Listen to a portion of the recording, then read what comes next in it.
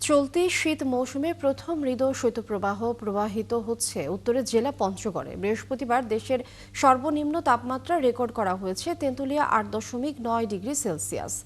পুরো জেলা জুড়ে সন্ধ্যা থেকে সকাল পর্যন্ত কুয়াশা থাকছে।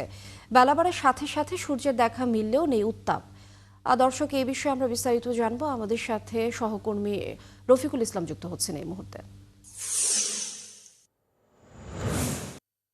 রফিকুল, আজ পঞ্চগড়ে শীতের প্রকোপ কেমন দেখছেন এবং অসহায় ও ছিন্নমূল মানুষেরা শীত বস্ত্র পাচ্ছেন কিনা, কোনো সাহায্য সহযোগিতা পাচ্ছেন কিনা জানাবেন। শুরুতে জানিয়ে রাখছি, আজকে সকাল 6টা যে তাপমাত্রা রেকর্ড করা হয়েছিল তা হলো 9.5 ডিগ্রি সেলসিয়াস, অর্থাৎ মৃদু শৈত্যপ্রবাহ। গতকাল থেকে আজ পর্যন্ত অর্থাৎ দ্বিতীয় দিনের মতো পঞ্চগড় জেলার মধ্যে মৃদু শৈত্যপ্রবাহ বয়ে যাচ্ছে।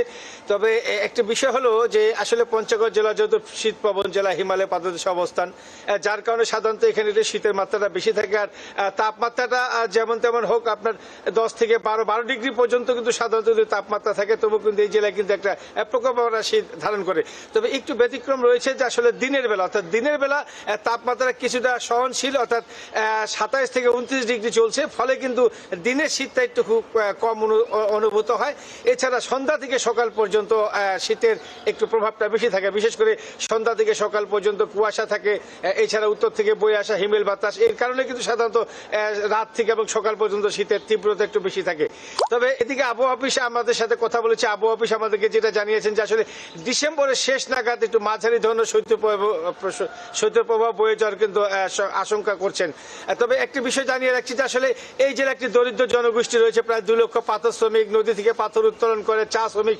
সাধারণত শীত আসলে এই শ্রমিকগুলো একটু বেশি দুর্ভোগের মধ্যে পড়ে, বিশেষ করে গ্রাম অঞ্চলে মানুষ, অর্থাৎ গ্রাম অঞ্চলে মানুষ কিন্তু আরো বেশি শীতের দুর্ভোগে পড়ে, কারণ শহরের তুলনায় কিন্তু গ্রামের শীত বেশি থাকে। যেমন আপনি লক্ষ্য করেছেন, আমি একটা গ্রামে অবস্থান করছি, সেই গ্রামের দিকে যদি লক্ষ্য করেন যে আশপাশে নদী নালা, খাল বিল, পুকুর, এই পুকুর থেকে যে একটা ভাব বের হয়, শীতের ভাব, এই শীতের ভাবটা বের হওয়ার কারণে কিন্তু বিশেষ করে গ্রাম অঞ্চলে একটু শীতটাকে বেশি অনুভূত হয় শহরের তুলনায়। ফলে যে এই জেলার যে গ্রামের মানুষ আছে, বিশেষ করে খেতে খাওয়া মানুষ, ছিন্নমূল মানুষ, সাধারণত এই মানুষগুলো আরো একটু বেশি দুর্ভোগে পড়ে, কারণ শীত বস্ত্রের অভাবে। আর এ পর্যন্ত 2 লক্ষ মানুষ থাকলেও কিন্তু প্রতি বছরে 50 থেকে 60 হাজার কম্বল কিন্তু সরকারি বেসরকারি বিতরণ হয়। তবে প্রশাসন বলছেন যে আসলে কম্বল যেন কোনোভাবেই যেন কেউ বঞ্চিত না হয়, সেজন্য তারা ব্যবস্থা করে যাবেন। তো এই ছিল আমার কাছে সর্বশেষ পঞ্চগড় জেলা শীতের খবর। লিমিয়া। রফিকুল ইসলাম, অনেক ধন্যবাদ যুক্ত হবার জন্য।